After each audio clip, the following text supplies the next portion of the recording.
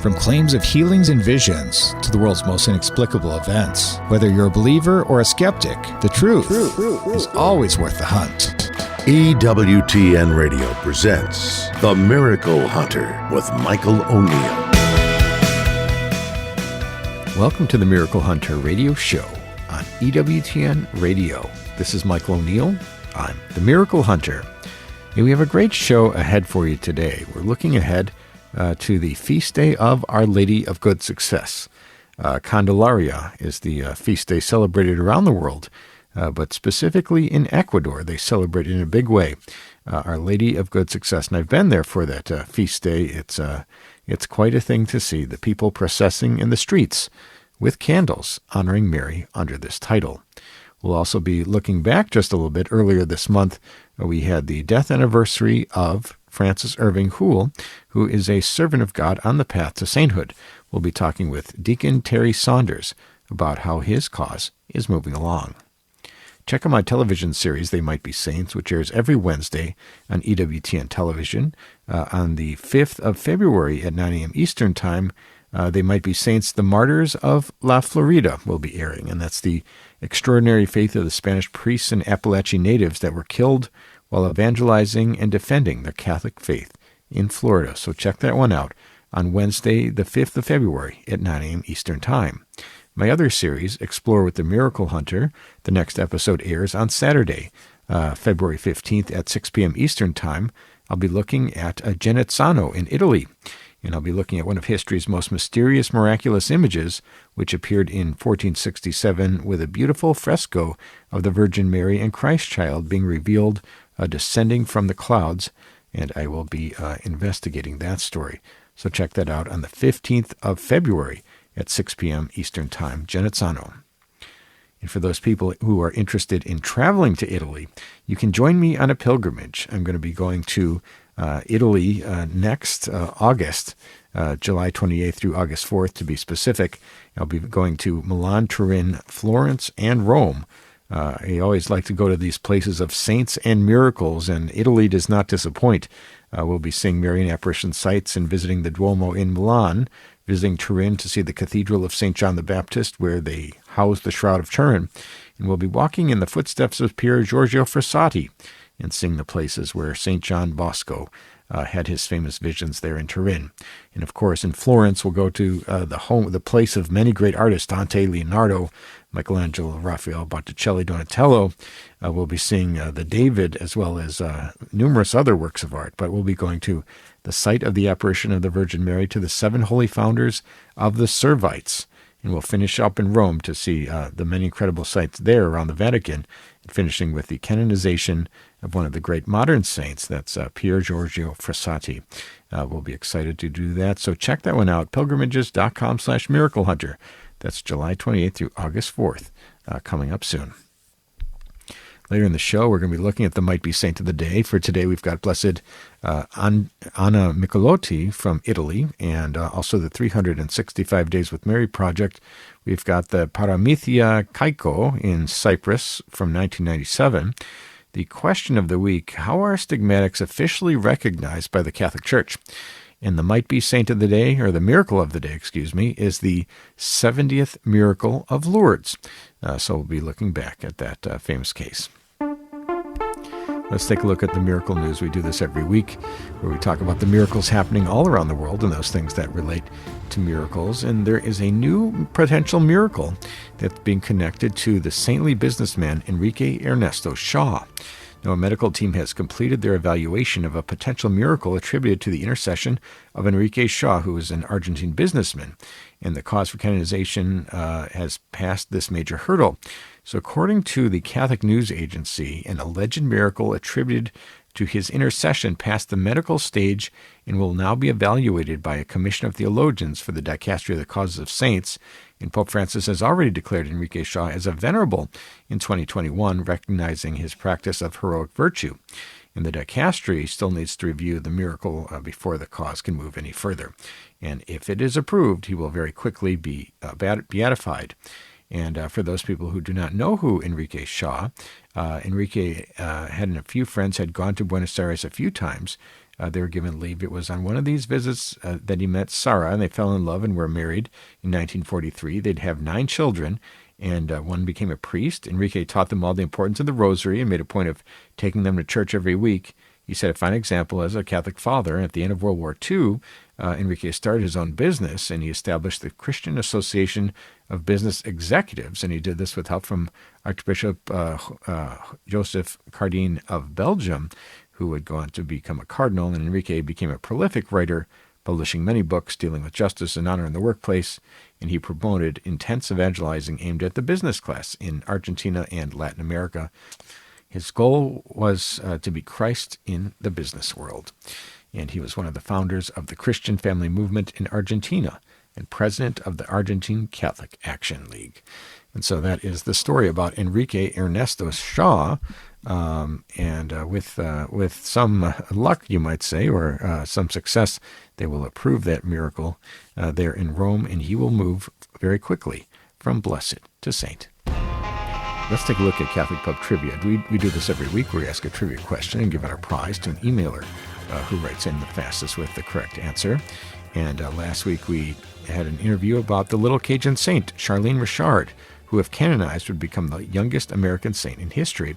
And the question from last week was, who currently is the youngest American saint at the time of their death? And that answer was Saint Cateri Tekakwitha, who died at the age of 24. And writing in with the right answer was Matthew DeViller. He wrote in and he noted that Saint Cateri, you might say, was born in the location that later became America, in New York, but America was not yet a sovereign location at that time. So we give you bonus points, Matthew, for clarifying about Saint Cateri Tekakwitha, but that is the right answer. People who are tuning into They Might Be Saints this week, as I mentioned, will be tuning into an episode of They Might Be Saints about the martyrs of La Florida. So there's numerous Appalachian natives and Spanish priests from Florida who are on the path to sainthood as servants of God. But there is another state, not just Florida, in which they are moving forward as well on the path to sainthood. The trivia question for this week is, name the other location of martyrs in the southeast whose members there are going on to sainthood. See if you think you know that answer, want to win the prize. Send me an email to questions@miraclehunter.com, and maybe you'll be the one with the right answer. And answers and winners will be posted on the show page on miraclehunter.com. We need to take a short break, but when we come back, we're going to be looking at the question of the week. Stay with us for that.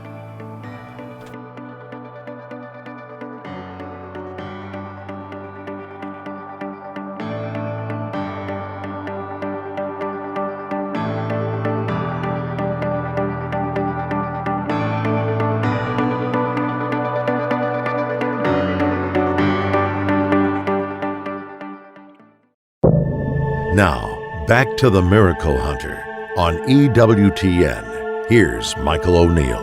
Welcome back. You're listening to the Miracle Hunter radio show on EWTN Radio. This is Michael O'Neill. I'm the Miracle Hunter.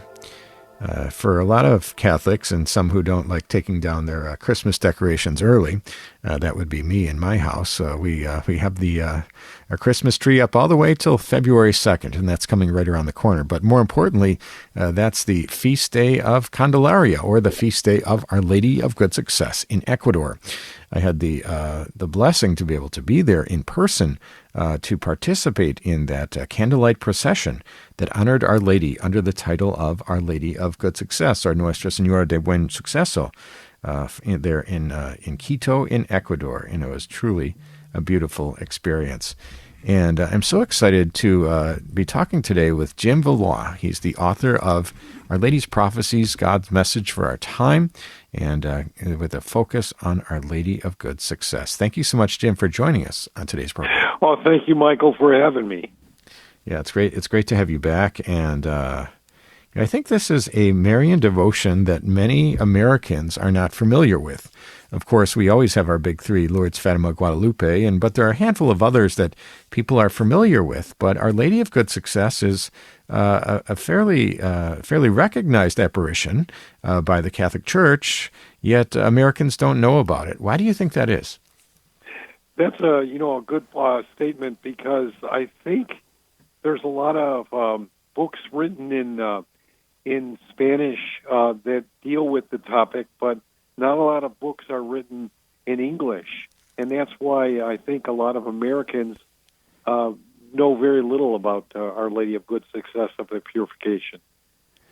Yeah, and it's fairly interesting in the sense that it occurred in a time period when the Catholic Church was just sort of getting its processes all straightened out for the investigation of Marian apparitions and miracles. We might look at the Council of Trent from 1545 to 1563, where they solidified some of those procedures. So this is an apparition that falls very early, at least in the time of when this process could be applied. But for those people who don't know, tell us a little bit. How did this? What is the backstory? What is the background behind the Conceptionist sisters there in Quito and this apparition of Mary, Our Lady of Good Success? Michael, what happened was, there were several nuns that were going to Ecuador when it was still a colony, and what happened was they went there to set up a foundation in the city of St. Francis, which is now Quito, Ecuador. And in that situation of a cloistered convent, Our Lady appeared to Mother Mariana and began to reveal to her things that would be directly applied or applicable and directly related to the 19th and 20th century. And she also spoke about things that happened, like would happen 200 and some years in the future. But the prophecy, a lot of it relates to our time. So it's very, very pertinent, and people should learn about it, because it's a very encouraging and good message to understand what is going to happen, what is happening from heaven's point of view. Absolutely. We're talking with Jim Valois, the author of Our Lady's Prophecies, God's Messages for Our Time, and we're talking today about Our Lady of Good Success. And you mentioned, Jim, some of these prophecies that are said to have come true, and I think that always catches people's attention. When it comes to private revelation, oftentimes these prophecy is built into these, and people are curious with Fatima secrets and otherwise what is coming true, or what sort of establishes this as a true event. What are some of the prophecies related to Our Lady of Good Success that we might be able to say, yeah, that is something that came true? There was a great prophecy which Our Lady said to Mother Mariana, that there would be this great Catholic president who would have the palm of martyrdom, and he would die right in the center square, where it's right near the convent there, and it's near the presidential palace. And I was in that square, and as a Protestant evangelical at the time, and they told me about this great president that had been around 1860. He had 3 terms. He was elected and reelected because he was not only great, but he dedicated the entire country to the Sacred Heart of our Lord. And so Mary pinpointed this exactly, that this would come, and it was about 200 years in the future from when she told Mother Mariana that this would happen. So I put it in the book so that people would realize we should take these prophecies serious, because a big prophecy about a Catholic president in Ecuador has already come to pass, and he fit the bill, and he died as a martyr, exactly as Our Lady had said, in the very square where she said he would die. And so everything has come true exactly as was foretold. Amazing. We're talking today with Jim Valois, the author of Our Lady's Prophecies, God's Messages for Our Time. We're talking about Our Lady of Good Success today, ahead of her feast day on February 2nd. And in addition to Marian apparitions received by Mother Mariana, we also have the story of a miraculous statue.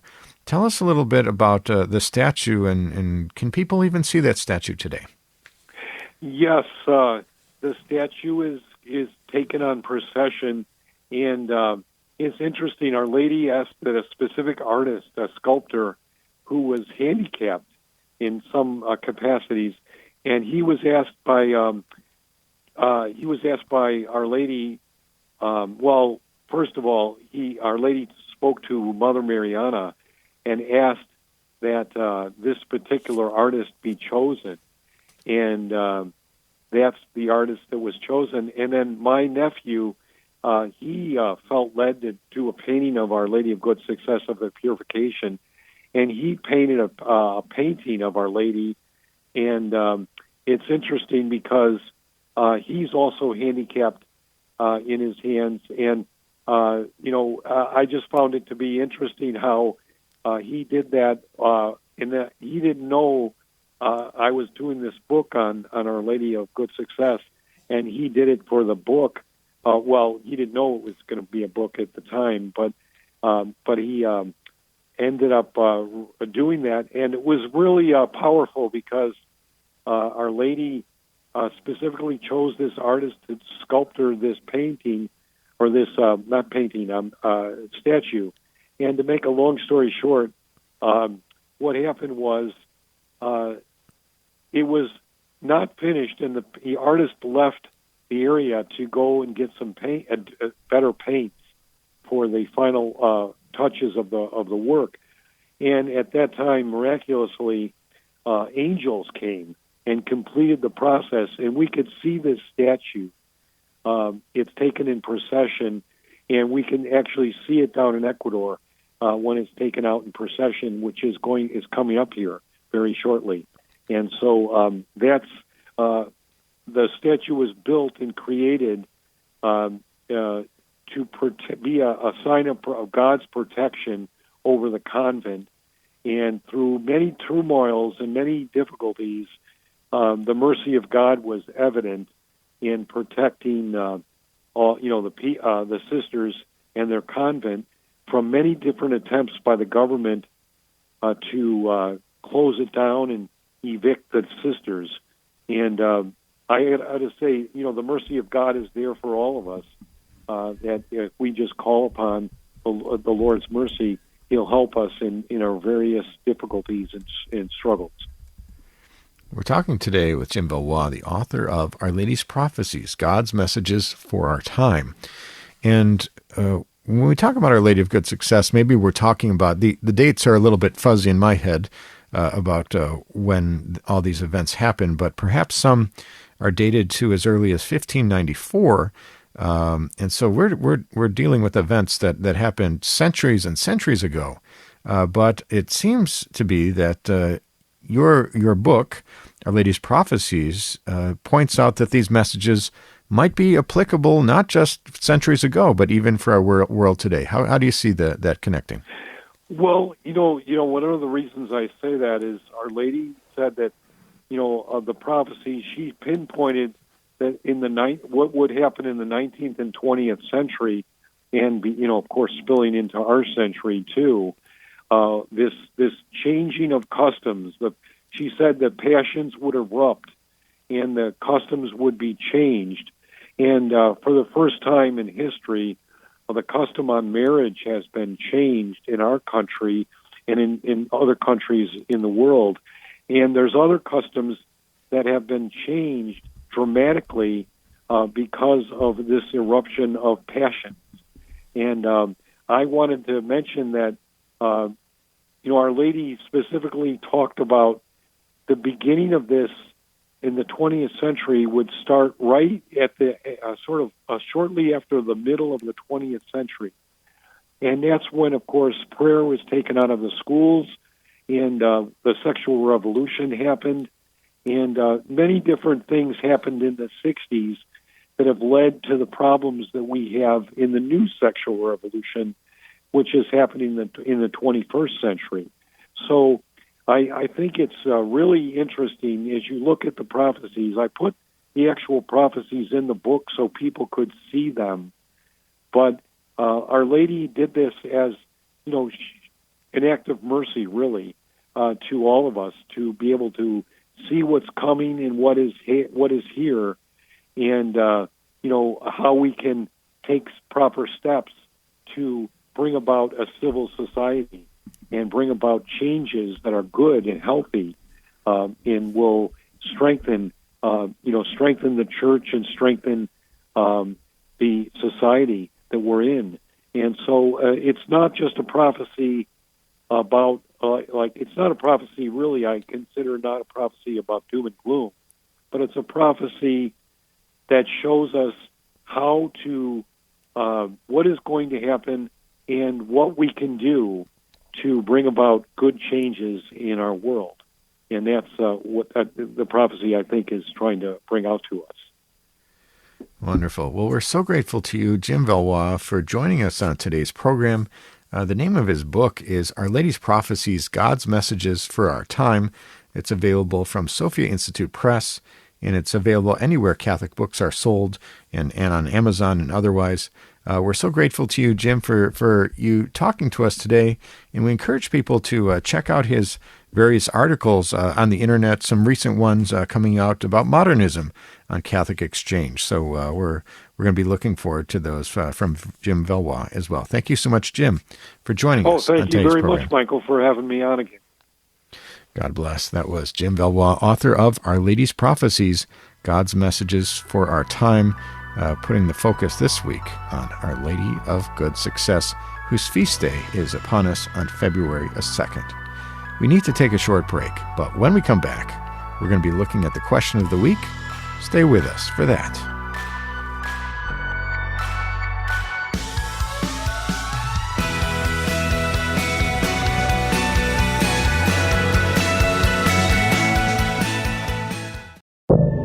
Now, back to the Miracle Hunter on EWTN. Here's Michael O'Neill. Welcome back. You're listening to the Miracle Hunter radio show on EWTN Radio. This is Michael O'Neill. I'm the Miracle Hunter. Yeah, I love getting your questions. People write in from around the world with questions about miracles happening in today's world and those that have happened centuries ago. And I love getting the questions in my email inbox. I've got a pretty strange inbox, you might imagine, but I also like answering them the questions in person. And I give talks around the country, maybe 20 in a given year, and I travel around to different parishes or conferences, and I give talks for about 45 minutes about Eucharistic miracles or Marian apparitions or how the Church investigates the supernatural, and then I open it up to questions. And so and that's always the fun part for me, just hearing what people are thinking about. But if you'd like to have me speak at your parish, you can go to my website, miraclehunter.com, and click on the Contact tab and send me a message that way. And maybe I'll be speaking at a parish in your area sometime soon. And this week's question was a good one. This is a tricky one. How are stigmatics officially recognized by the Catholic Church?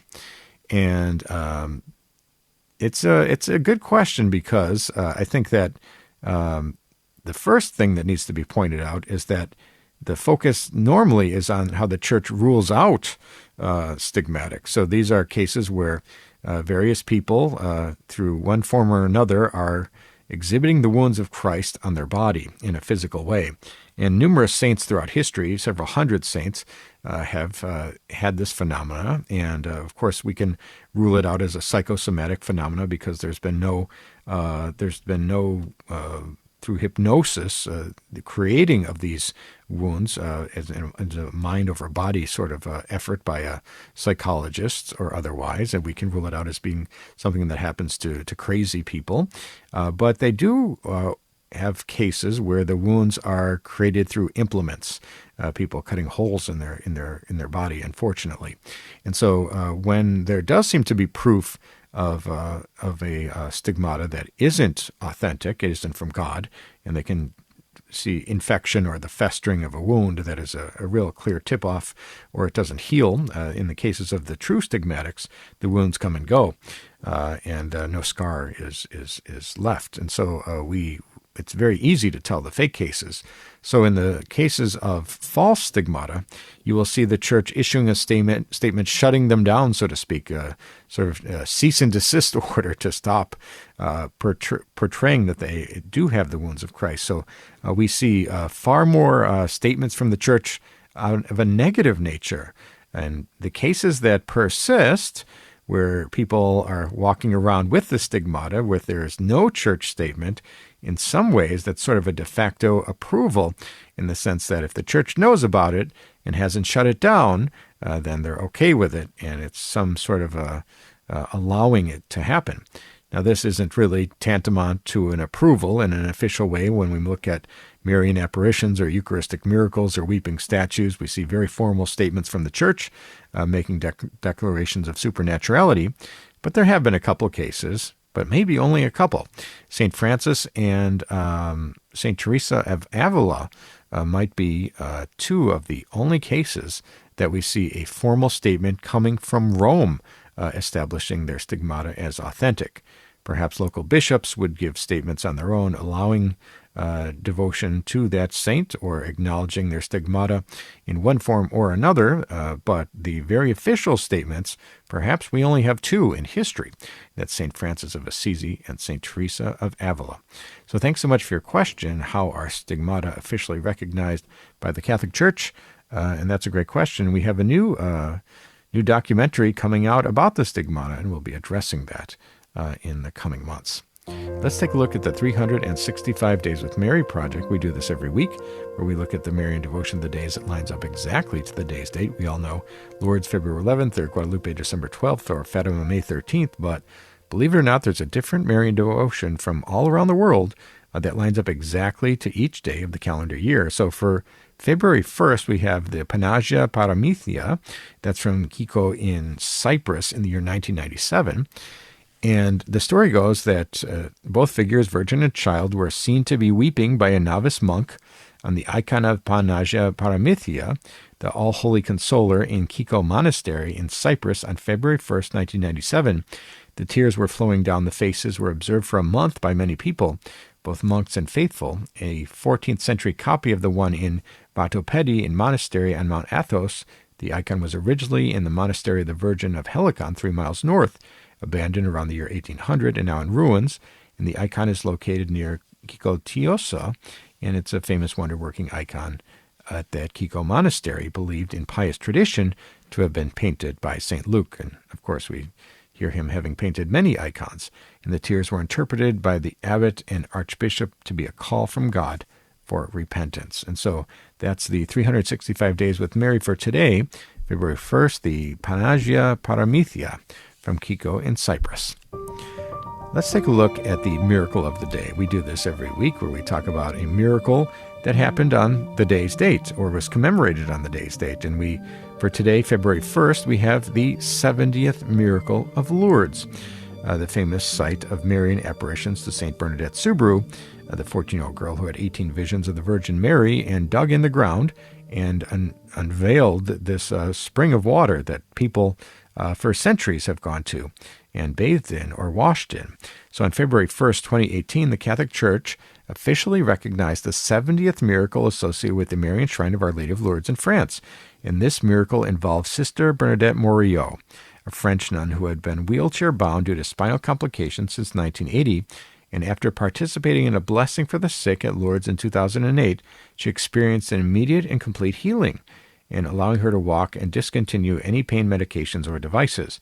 And after a thorough investigation, the Church declared her healing miraculous on the date of February 1st, and that is today's date. Let's take a look at the sainthood news. We do this every week, where we talk about those things related to people on the path to sainthood. And 5 Franciscans from Spain, known as Georgia Martyrs, they have their martyrdom between September 14th and September 17th, 1597. Pope Francis has signed a decree recognizing their martyrdom on January 27th. He's formally recognized that these 5 Franciscan missionaries ministering in what is now the U.S. state of Georgia were killed in odium fidei, out of hatred for their faith. And by signing this decree in the sainthood cause for the Georgia martyrs, the Pope cleared the way for their beatification, although no date for the ceremony was not announced immediately. So we will be having some new blesseds here from the United States. So exciting news that those martyrs are being recognized. Check out the post on my Facebook page for They Might Be Saints. You can find out more about this story about the Georgia martyrs. And for those people who are interested in the Might Be Saint of the Day, Blessed Anna Micheloti, her feast day her memorial is today. Anna's father died when she was very young, and though she grew up in poverty, her family always had time to care for her, those worse than themselves. She studied with the Sisters of St. Charles in Lyon in France, and following the death of her mother and brother, Anna entered the novitiate of the Sisters of Lyon in 1863, taking the name Sister Giovanna Francesca of the Visitation. The congregation was dissolved in 1871, and Sister Giovanna lived for a while with her father's family, and she founded the Little Servants of the Sacred Heart of Jesus to care for the sick poor. The servants continue their good work today. And she was born in 1843, and she died in 1888 of natural causes, and her relics are with the Little Servants Mother House in Versailles in Turin. And she was declared venerable in 1966 by Paul VI, and also declared blessed November 1st by Paul VI as well. And she's today's Might Be Saint of the Day, Blessed Anna Micheloti. With one more miracle, she will become Saint Anna. And for those people interested in They Might Be Saints this week, check out the Martyrs of La Florida, the extraordinary faith of the Spanish priests and Appalachian natives that were killed while evangelizing and defending their Catholic faith in La Florida. That's Wednesday, February 5th at 9 a.m. Eastern Time. We need to take a short break, but when we come back, we're going to be looking at an interview with the President Moderator, Deacon Terry Saunders from the Cause for Canonization for Francis Irving Houle. Stay with us for that.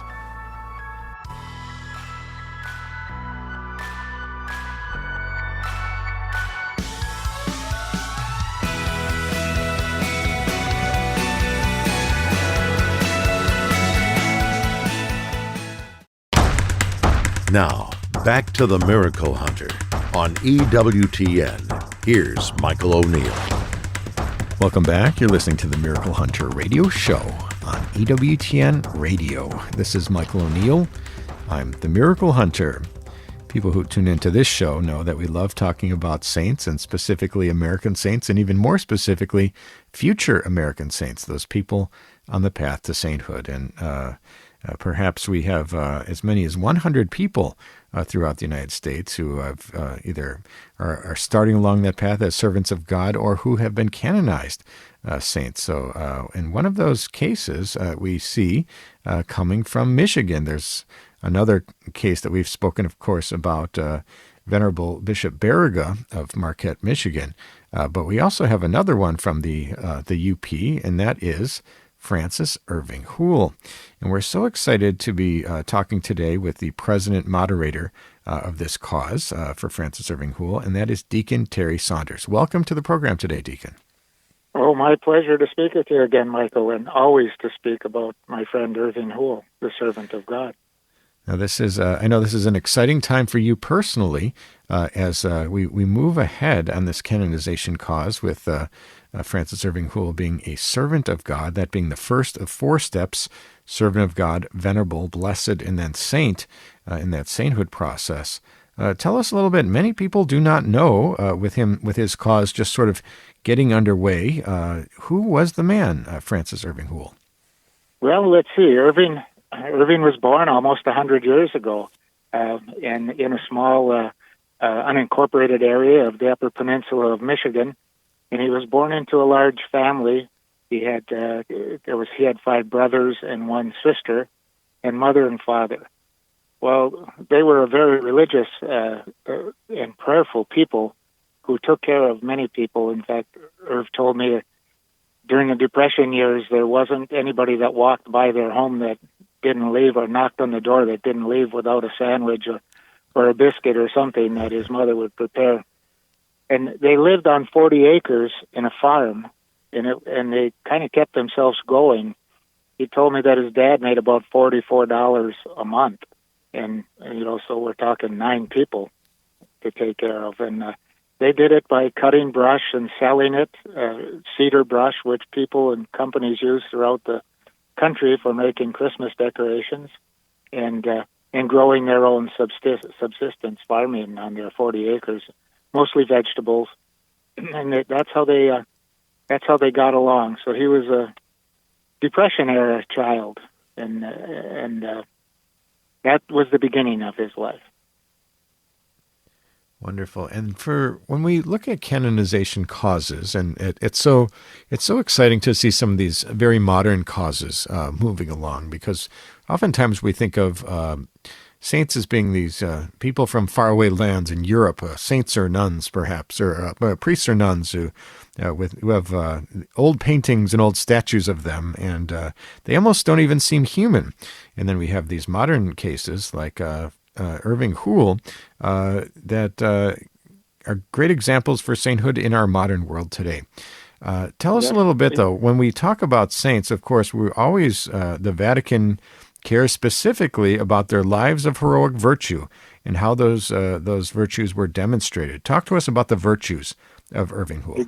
Exactly. The virtues of Irving were just his commitment, his love of the Eucharist, and his commitment to the Church, which started when he was a child and he was injured in an accident on their farm and wasn't expected to survive. And he had a vision of Jesus during that night while he was in the hospital, and he awoke with a miraculous healing. He had ribs, pneumothorax, ribs in his lungs, and when they x-rayed him again the next morning, not expecting him to survive, everything was back in place.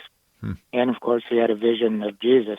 So he always said it was that event, which he fell off of a horse and injured himself, that led him to begin to think about Jesus and love Jesus, and that he felt he was called from that event, even though it was a childlike understanding, to somehow convert people, pray for the conversions of others, and to care about people so deeply and to love people throughout his life.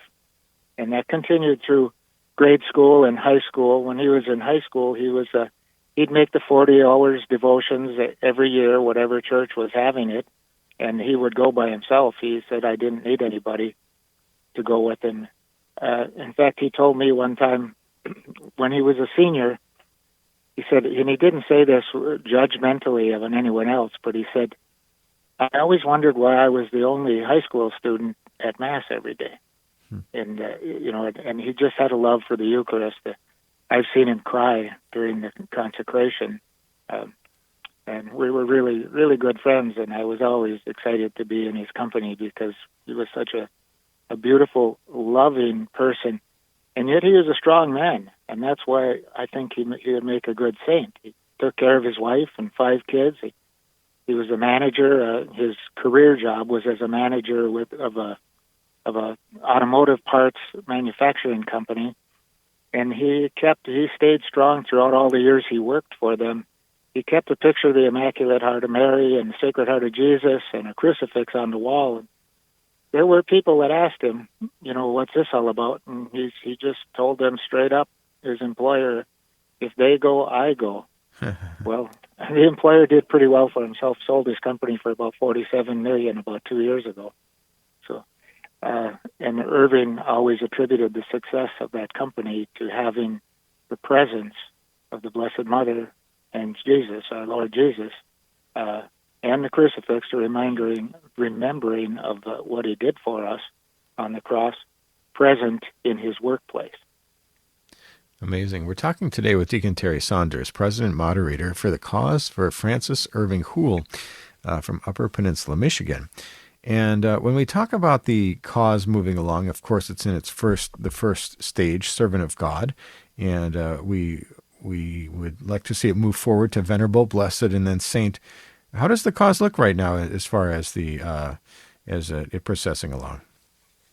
Well, it looks like we're in first gear, getting ready to shift into second gear to the venerable. I'm expecting that this spring or so, we will diligently conduct the interviews of many witnesses who are still alive. I've named at least 100 to the diocese, and they will talk about how Irving cared about them, how he loved them, how his prayer was genuine, how he was a good family man, and how everybody knew that he was praying constantly and in the church all the time.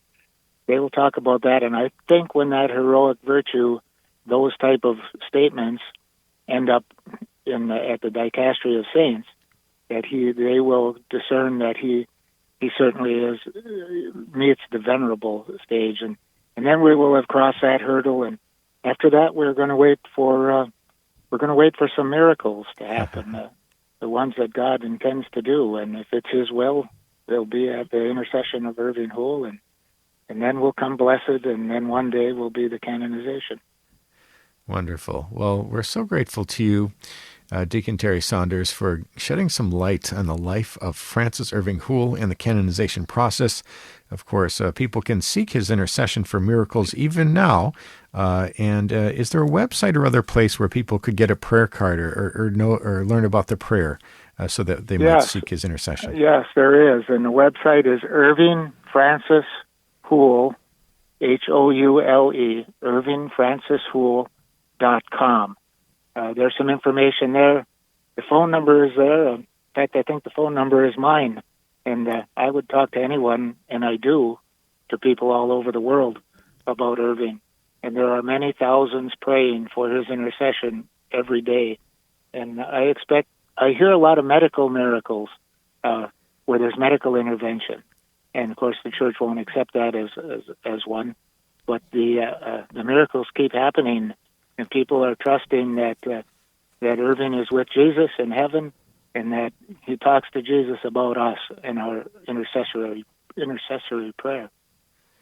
Wonderful. Well, it's always good to have powerful intercessors on our side. That's to be sure. Well, we're so grateful to you, Deacon Terry Saunders, for talking to us about Francis Irving Houle, and maybe someday we'll see him on They Might Be Saints as well. Thanks so much, Deacon, for joining us on today's program. God bless all of you listening. God bless. That was Deacon Terry Saunders joining us to talk about the future saint, Francis Irving Houle. And that's all the time we have for today's show. If you missed any of this episode or want to catch up on past episodes, you can go to EWTN.com/radio, check out the audio archives, or download the free EWTN app.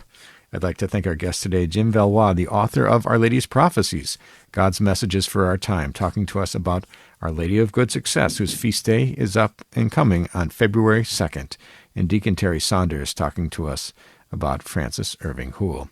Check out my television series Explore with the Miracle Hunter every Saturday, and on the 15th of February at 6 p.m. Eastern Time, we'll be looking at Genazzano, one of history's most mysterious, miraculous images, appearing in 1467, when a beautiful fresco of the Virgin Mary and Christ Child was revealed descending from the clouds. So I'll be telling that story on Explore with the Miracle Hunter Saturday, February 15th at 6 p.m. Eastern Time. And for those people who want to visit Italy for themselves rather than just watch it on my shows, we're going to be doing a new pilgrimage coming up this summer. We'll be going to Italy to see the Marian apparition sites and visit the Duomo in Milan. We'll be visiting Turin to see the Cathedral of St. John the Baptist, where the Shroud of Turin is held, and walk in the footsteps of Pier Giorgio Frassati and see the places where St. John Bosco had his famous visions. Then we'll be going to Florence, home to many great artists, Dante, Leonardo, Michelangelo, Raphael, Botticelli, Donatello. We'll see Michelangelo's David and other works of art, as well as the site of the Marian apparitions of the 7 holy founders of the Servites there. And we'll finish up in Rome to see the many incredible sites around the Vatican, and finish up with the canonization of one of the great modern saints, that's Pier Giorgio Frassati. Find out more. You can join the pilgrimage at pilgrimages.com/Miracle Hunter, and that'll be July 28th through August 4th. And I'd like to thank you for joining me today on Miracle Hunter, where from claims of healings and visions to the world's most inexplicable events, whether you're a believer or a skeptic, the truth is always worth the hunt. Talk to you next week.